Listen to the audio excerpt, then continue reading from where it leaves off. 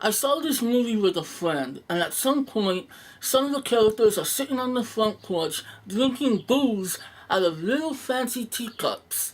My friend and I came to the conclusion that we have to do that someday. I got the booze. Now all I need is the teacups.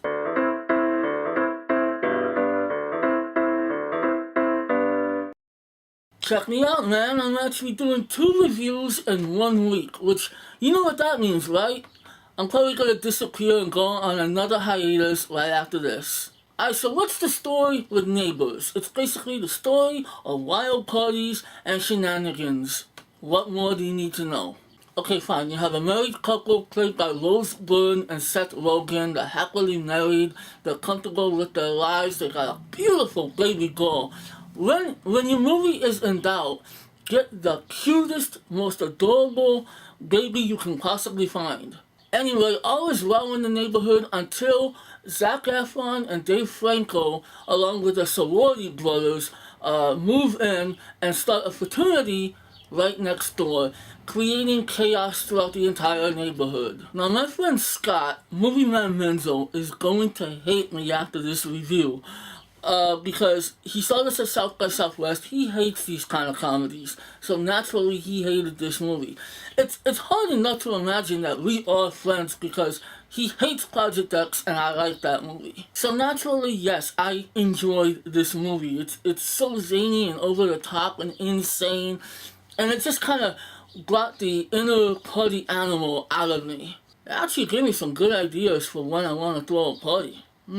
If you're not a fan of raunchy comedy, you're not a fan of just really vulgar R-rated comedy, obviously this movie is not for you. But I like that kind of stuff, and since this is from the director of Forgetting Sarah Marshall, I think his name is Nicholas Stoller, I definitely enjoyed it. I think the dude has a good eye for raunchy comedy. Seth Rogen, of course, is Seth Rogen. He never changes in any movie. But since I like Seth Rogen, he does yet another really funny job. Even though I definitely saw a lot more skin from Seth Rogen than I ever dreamed of seeing. Yeah.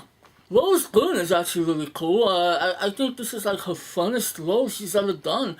And I really like the fact that she gets to use her natural accent. Now, Zac Efron and Dave Franco make a really good team. First of all, I prefer Dave Franco over James Franco any day. But Dave Franco is just, I don't know, there's something really funny about the guy. And Zac Efron isn't exactly that funny, but he has a really cool presence, Naturally, for the females, he's got the ultimate presence. But I just like this dude. I never had a problem with Zac Efron, other than the fact that he makes a bunch of movies I don't care to see. Earlier this year, he came up with That Awkward Moment, and I liked his performance in that movie.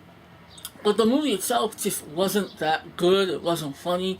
Here, he finally gets to really show more comedic chops, as well as being kind of a douchebag. The guy's kind of a creeper. He, at times, actually wants to kill Seth Rogen. Like, I believe he really wants to kill Seth Rogen. What's really funny is that, yes, they show in the movie that the fraternity kind of buys off the rest of the neighborhood, but yet they can't quite buy off Seth Rogen and Rose Byrne. But they seem to be the more cooler people in this neighborhood. So you would think that they would be okay with the wild parties that these guys are having, but, obviously they have a baby, they want to get some sleep, so I don't know. The bright spot is not the story, obviously. It's really all about the comedy, and it's really crazy. You're gonna, just expect to see some really nasty stuff up in this movie. You're gonna see dildo fights, you're gonna see, actually, a lot of dick jokes. I do like the fact that this movie is consistently funny. It has a great pace. It never really dips down and gets boring. There's a lot of really funny moments. This movie is not subtle. I can tell you that right now. This movie is not subtle. There's this one scene, though, when the fraternity is going to throw a Robert De Niro-themed party. And these guys are referencing a bunch of De Niro movies, but they're getting the references all wrong, and Seth Rogen is getting pissed off. And I kind of laugh at that because that would probably be me. I would probably be the Seth Rogen character and get pissed off with all the wrong references that they're making. But it would definitely make for a really funny situation. There were two characters in this movie that kind of annoyed me, and they are the friends of Seth Rogen and Rose Byrne. They're a divorced couple. One is played by a chick named Sarah Pollard, or I don't know these people's names. The dude has this big Jewish name I can't pronounce, but he's from the Mini Project. Their jokes just really fell flat.